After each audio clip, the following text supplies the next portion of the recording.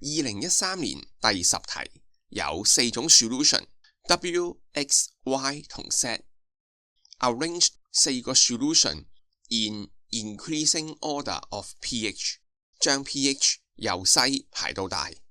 首先簡單咁分類 ，W 同 X 係 acid， 而 Y 同 Z 係 base， 所以一定係 W 同 X 排先噶啦。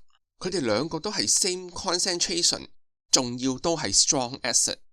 唔同嘅就係 W 係 monobasic， 而 X 就係 diabasic， 所以 X 應該係 more acidic， 即係話佢嘅 pH 應該比較低。至於 Y 同 Z， 佢哋兩個都係 base， 兩個都係 strong， 但係 Y 就冇咁 concentrate，Z 就 concentrate 啲，所以 Z 嘅 pH 應該比較高。因此 increase order of pH 係由最細，即係最 acidic 嘅 X 開始排起，跟住就係 W，Z 係排最後，所以答案應該係 C。